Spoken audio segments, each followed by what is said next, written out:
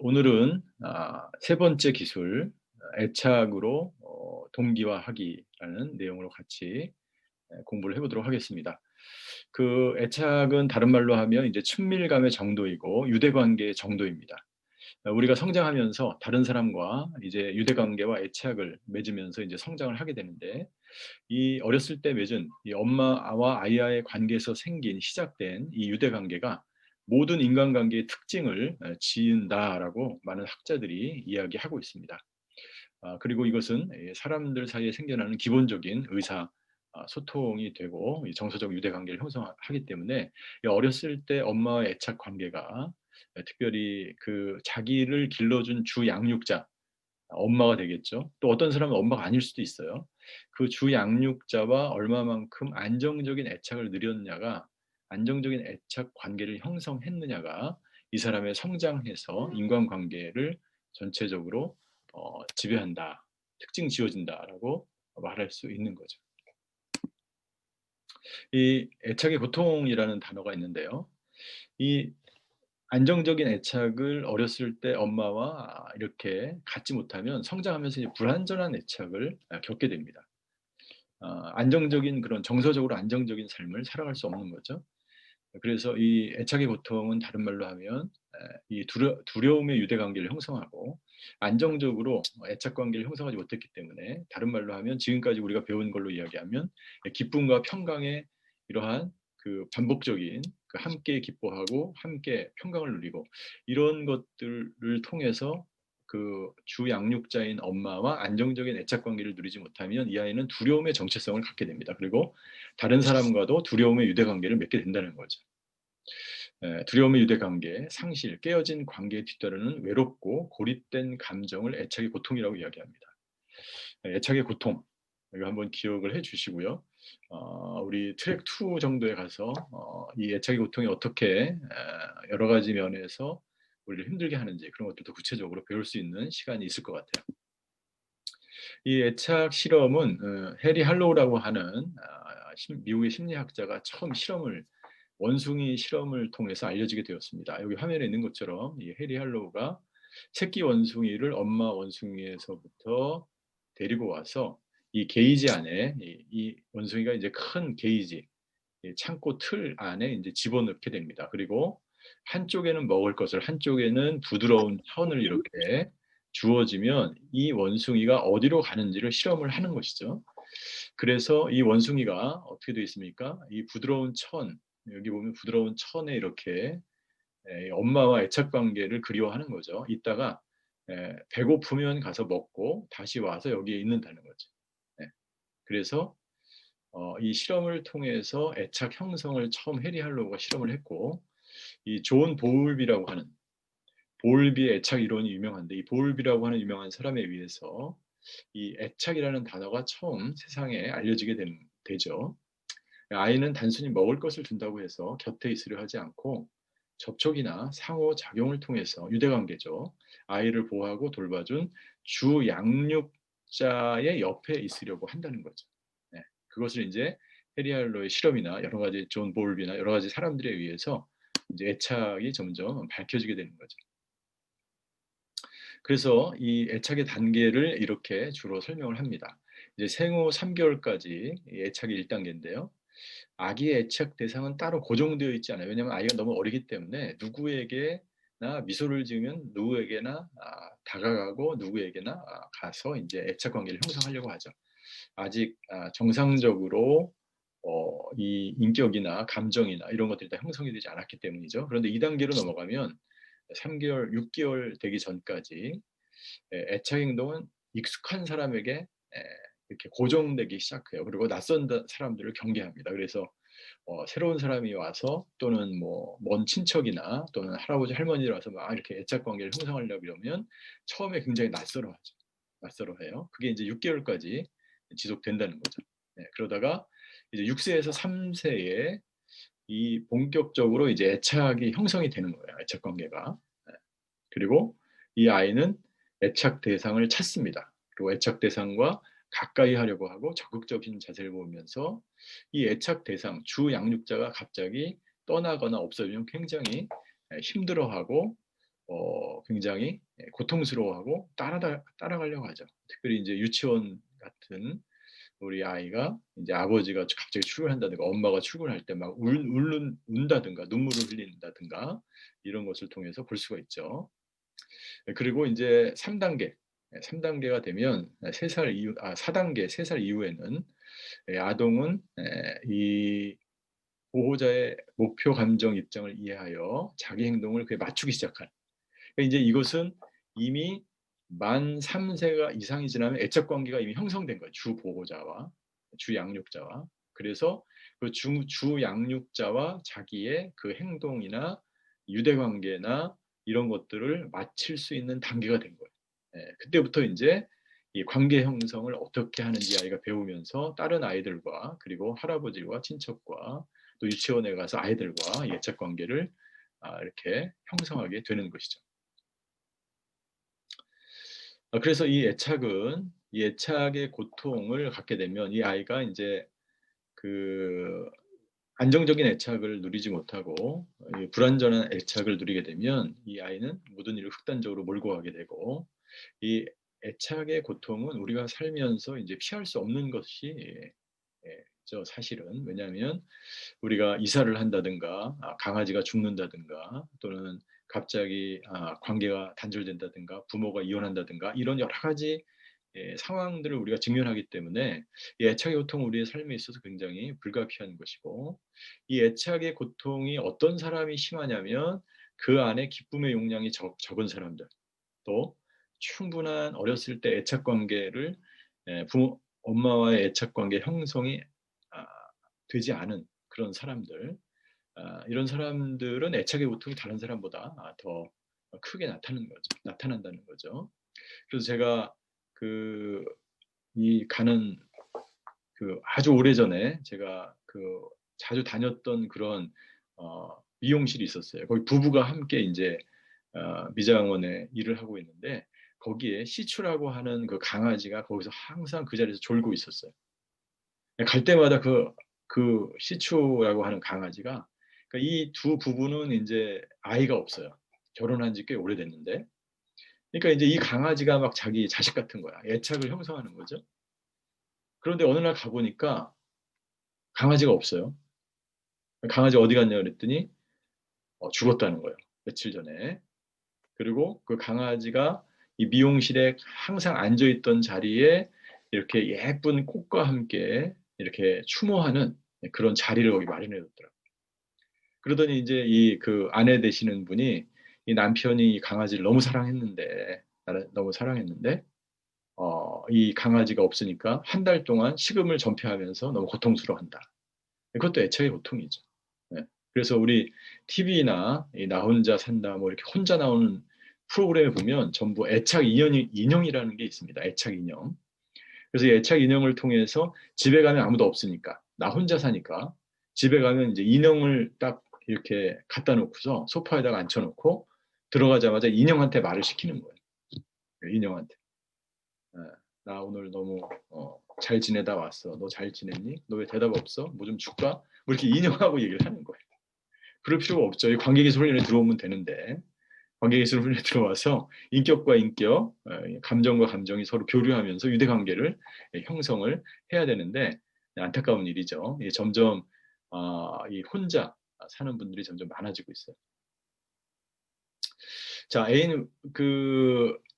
아, 에인 월스워즈라고 하는 그런 학자가 이 애착의 네 가지 종류를 이야기했습니다. 애착의 종류 네 가지. 아까 제가 설명드린 이 어린 아이의 그 3세 이전에 애착의 관계가 형성이 되는데 아이들이 이제 엄마와 이게 같이 있다가 떨어지고 나서 보이는 반응들을 통해서 이 애착의 종류를 네 가지로 분류합니다. 첫 번째는 안정애착이에요.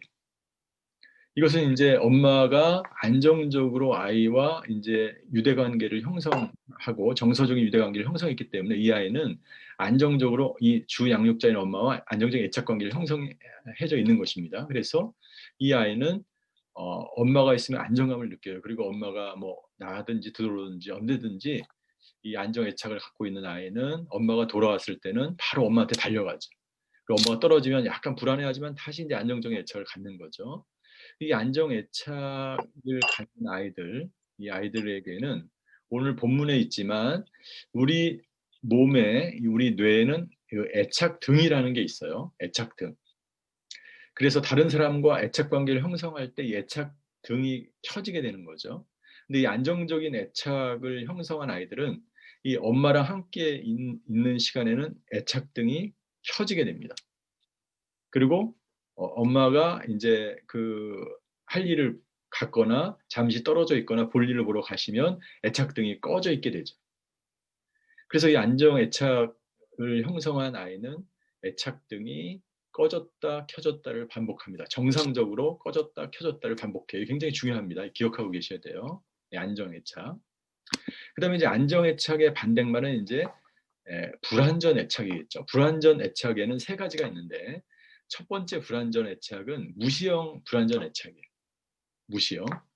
이 무시형 불완전 애착을 형성한 아이는 왜 이 무시형 애착이 형성됐냐면 엄마가 이 아이의 요구에 적절하게 반응하지 못하고 그것이 어떤 이유에든지 너무 바빠서건 뭐 가정일이 너무 바빠서건 집안일이 바빠서건 이 아이가 뭐 보채고 달래는 것 그것을 적절하게 아이의 요구에 부응하지 못할 때 아이의 요구에 적절하게 반응하지 못할 때 이 아이는 엄마가 나를 무시했기 때문에 내가 엄마한테 달려가도 다시 엄마한테 가서 달려가도 이 아이는 무시당할 것 같은 그런 생각이 들기 때문에 엄마가 다시 돌아와도 자기는 무시하는 거예요.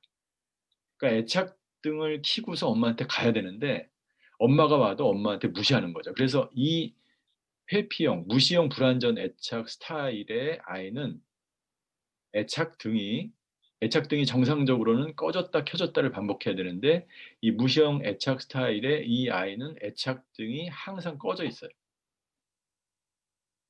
항상 꺼져 있어요. 다른 사람에게 잘 반응하지 않습니다. 그리고 이 아이가 성장하게 되면 커서도 마찬가지. 잘 반응하지 않아요. 대부분 무시하죠. 속으로는 그것을 감추는 거예요. 정말 내가 저 사람을 내가 기쁘게 맞아들이고 엄마가 왔네. 우리 상사가 왔네. 이기원 목사가 왔네. 그러면 이제 갑자기 이제 이렇게 반갑게 하려고 싶은데 그냥 무시하는 거예요. 그게 이 사람의 정체성을 이 애착 스타일을 이루고 있기 때문이죠. 자, 그래서 이 무시형 불완전한 애착은 엄마로부터 거절당한 기억 때문에 엄마가 안아주고 진정시킬 거라는 믿음이 없어요. 그렇기 때문에 혼자 자신 스스로 조절하면서 다른 사람이 와도 애착 등을 켜서 기쁨으로 교류를 해야 되는데 유대관계를 맺어야 되는데 그렇지 못하고 그렇게 하는 것을 모르는 거죠. 그래서 이런 아이들은 대부분 유치원에 딱 엄마가 데리러 가면 또래 집단과 함께 어울리기보다 혼자 노는 경우가 많습니다. 무시형 애착 스타일. 이런 분들과 이제 연애를 하게 되면 이 무시형 애착 스타일은 연락을 많이 안 해요. 그래서 여성 중에서 이 연락을 자주 안 하거나 이런 분들은 이제 이 무시형 애착 스타일일 경우가 많아요. 네. 그래서 이 무시형 애착 스타일이 있고 이제 좀 이따 나오는 이제 불안형, 산만형 애착 스타일이 있어요. 산만형 애착 스타일은 쉽게 얘기하면 연애할 때 이 문자를 어마어마하게 합니다. 그리고 만났다가 헤어지고 바로 또 문자예요. 지금 또 보고 싶다 그러고 산만해요. 그런데 이 무시형 애착 스타일은 고만 문자해. 나 지금 바빠. 막 이런 스타일이죠. 이 둘의 스타일이 다른 거예요. 그래서 여기 보면 이 무시형 애착 스타일은 문자를 다른 사람보다 16% 적게 그리고 전화를 19% 적게 이렇게 한다는 통계 결과가 있죠. 그래서 이런 무시형은 혼자 있는 것이 안정적이에요. 혼자 있는 걸 좋아해. 그래서 너 너무 가까이 오면 나 불편해. 가까이 오지 마. 이렇게 하는 스타일이죠. 자, 자기가 어떤 스타일인지 대충 한번 생각해 보시면 좋을 것 같아요. 그 다음에 이제 불안정 애착 스타일에서 두 번째 애착 스타일인데, 이 산만형 혹은 저항형이라고 이야기합니다. 이것은 이제 엄마가 아이의 반응에 대해서 일관되게 반응하지 않은 거예요. 어떨 때는 굉장히 적극적으로 반응을 해주고, 내 새끼, 예쁘다, 막 표현하다가 어떨 때는 이제 잘 반응을 안 해줘. 나 귀찮아, 나 죽겠어, 피곤해. 잘 반응을 안 해줘요. 그러니까 이 아이가 굉장히 엄마가 항상 반응해줄 확신이 없어요. 그리고 어떨 때는 반응을 해주는데 어떨 때는 반응을 안 해줘.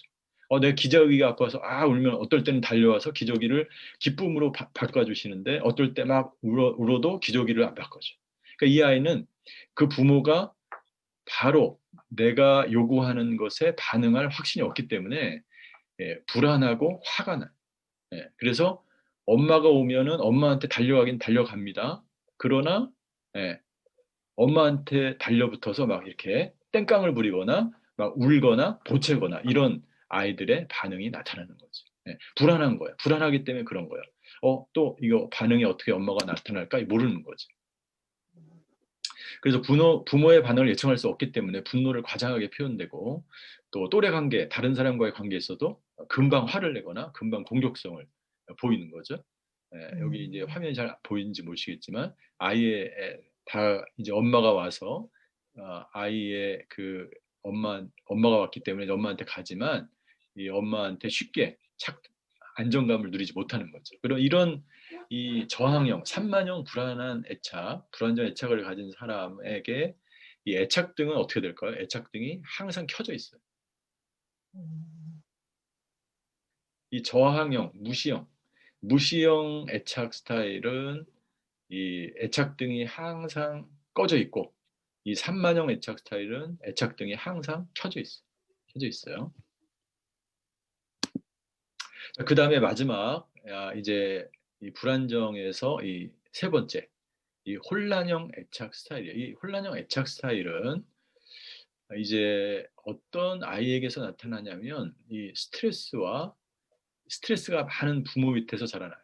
그리고 부모님이 중독이거나 우울증이거나 정신적으로 문제가 있는 상태에서 어렸을 때 유대 관계를 가졌을 경우에 이 혼란형 불안전 애착 스타일이 나타납니다. 네. 부모가 안정의 스타일인지 불안의 스타일인지 모를 때 이런 면에서는 이제 그 산만형 애착 스타일과 비슷하죠. 그런데 다른 특징은 뭐냐면 이 아까 조금 전에 말씀드린 산만형 애착 스타일은 애착등이 항상 켜져 있지만 이 혼합형, 이 혼란형 불안정 애착 스타일은 애착등이 꺼졌다 켜졌다를 반복합니다. 자, 어느 애착 스타일이 꺼졌다 켜졌다 하죠? 안정적인 스타일이 꺼졌다 켜졌다를 하죠. 그런데 이 안정적 애착 스타일은 다른 사람과 유대관계를 맺을 때는 켜지고 다른 사람과 유대관계가 유대관계가 중지되면 꺼지죠. 이게 정상적인 반응인데 이 혼란형 애착 스타일은 언제 켜고 언제 꺼질지를 모르는 거예요. 불안한 거예요.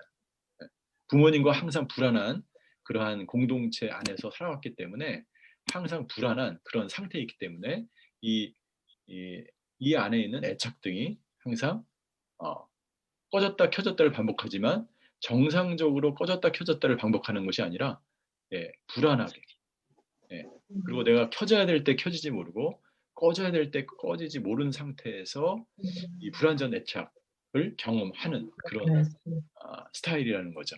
여러분들 이 애착 스타일을 아는 것이 왜 중요할까요?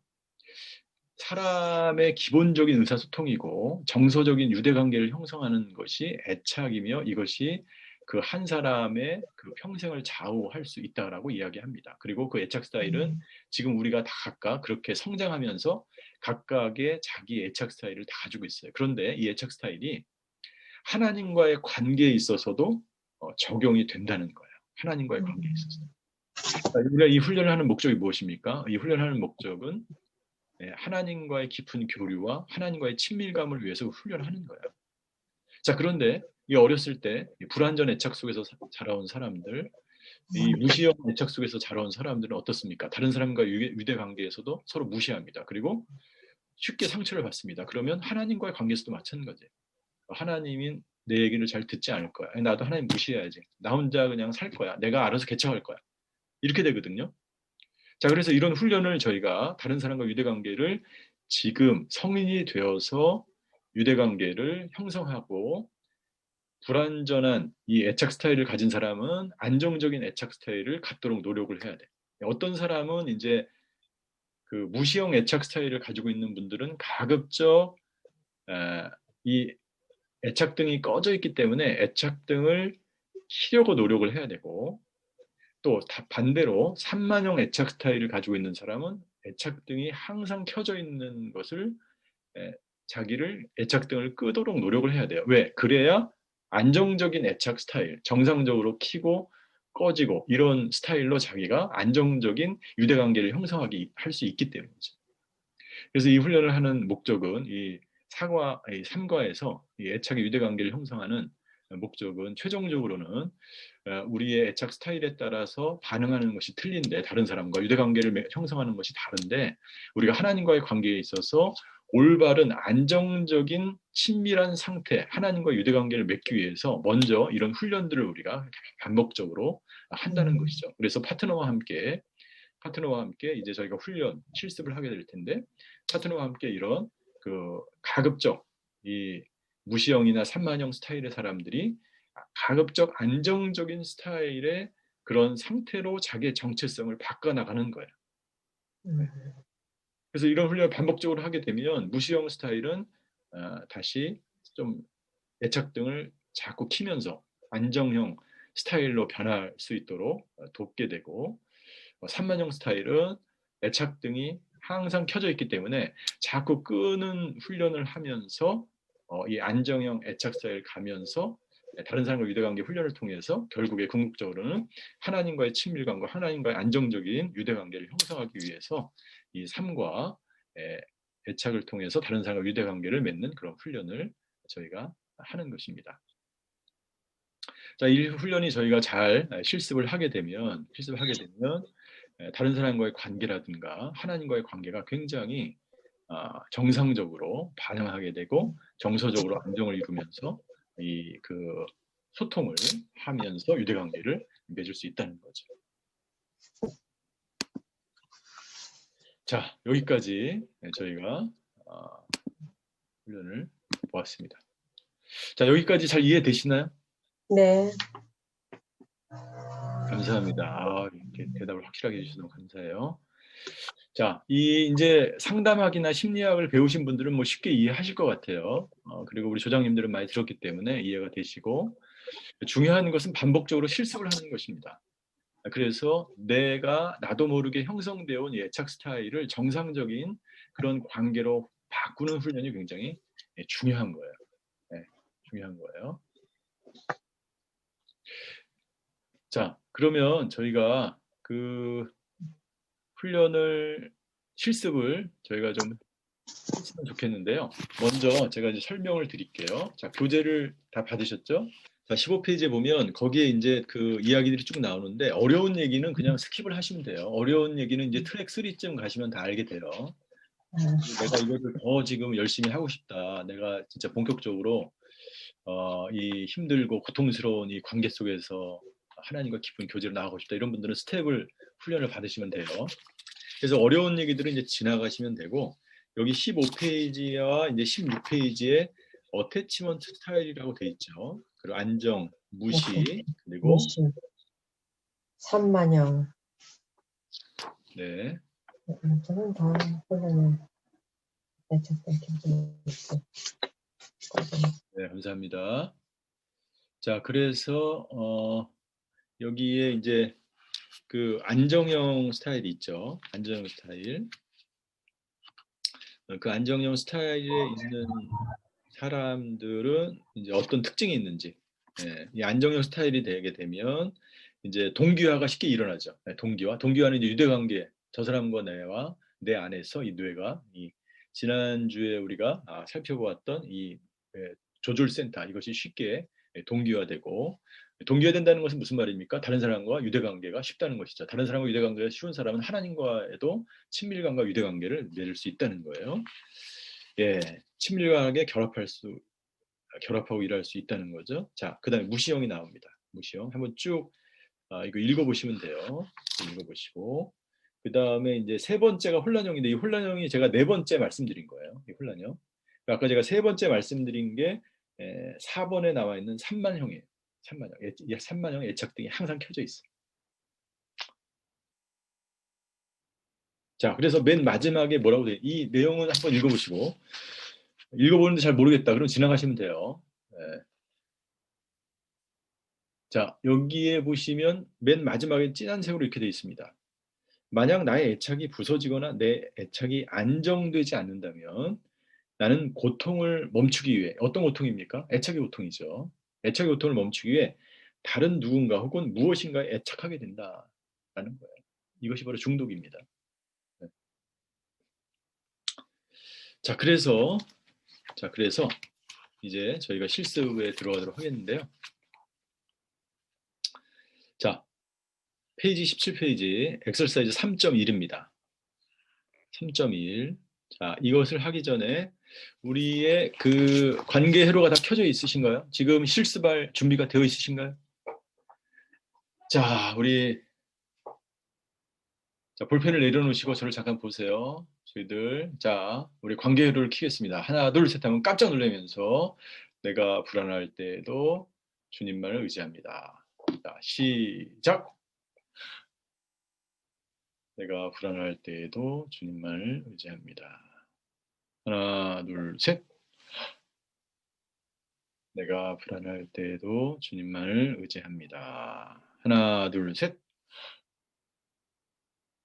내가 불안할 때에도 주님만을 의지합니다. 네. 이 모든 훈련은, 이 관계기술의 모든 훈련은 관계회로가 켜져 있어야 합니다. 네. 관계회로가 꺼져 있으면 이 훈련이 효과가 없어요. 관계회로가 꺼져야 소통이 되기 때문이죠. 자, 첫 번째 훈련을 할 텐데, 자, 이 첫 번째 훈련은 뭐냐면 이 애착등이 꺼져 있는지 켜져 있는지를 캐치하는 훈련이에요.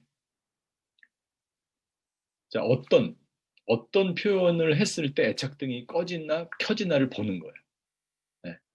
자, 애착등은 언제 켜집니까? 애착등은 다른 사람과 유대관계를 맺을 때 기쁨의 순간에 내가 아주 좋은 그런 정서적인 상태에 있을 때 누군가와 함께 교류할 때 애착등이 딱 켜지는 거죠. 그게 정상이에요. 애착등이 또 언제 꺼집니까? 애착등은 단절됐을 때, 단절됐을 때 내가 교류하고 내가 관계를 맺던 그 사람이 사라졌을 때, 나 혼자 있을 때 애착등이 켜지는 거예요. 물론 이제 나 혼자 있을 때 애착등이 켜질 수도 있죠. 뭐 굉장히 신나는 일을 한다든가 막 어디 인터넷을 보고 내가 막 남자들은 축구를 본다든가 뭐 이러면 이제 애착등이 켜질 수도 있겠죠. 그러나 이제 다른 사람과의 관계에 있어서 애착등이 꺼지고 켜지는 것을 내가 어떤 것을 통해서 인지할까라는 거죠. 비언어적인 신호 뭔가. 자, 그래서 이 3.1에 보면 내가 기뻤던 순간들, 지난주에 이제 사진이나 이런 것을 보면서 기뻤던 순간을 우리가 이제 파트너하고 이제 얘기를 했잖아요. 그거를 이제 파트너랑 얘기하면서 서로 얘기하면서 이 파트너가 기쁨의 순간을 얘기할 때 애착등이 켜질 때에 어떤 신호들이 보내는지. 자, 내가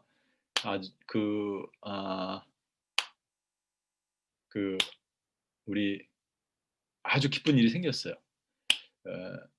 누가 전화가 왔는데 나한테 뭐 맛있는 거를 주기 위해서 소포를 들고 온다는 소식을 들었어. 직접 찾아온다는 거야. 그런 일이 있다고 가정을 하세요. 그러면은 그 사람이 사무실 밖에서 딱딱딱 문을 두드려. 그 사람을 딱 봤어. 그러면은 그 반응이 어떨까요? 애착등이 탁 켜지면서 반응이 어떨까요? 어떤 반응을 할까요? 상상을 해보세요. 얼굴에는 환한 미소가 있고요. 그렇죠. 미소. 애착등이 켜져 있는 것은 미소죠. 미소. 또 두 번째. 목소리 톤이 높아져요. 네, 톤이 높아져. 이거 어떻게 먼 길을 오셨어요? 이 선물을 무거운 걸 들고 목소리가 높아지죠. 또 세 번째. 눈이 반짝반짝. 눈이 반짝반짝 빛나요. 이 맛있는 거를 가져오더니. 또. 네? 한번 상상해 보세요. 또. 네? 어떤 신호를 보낼까요?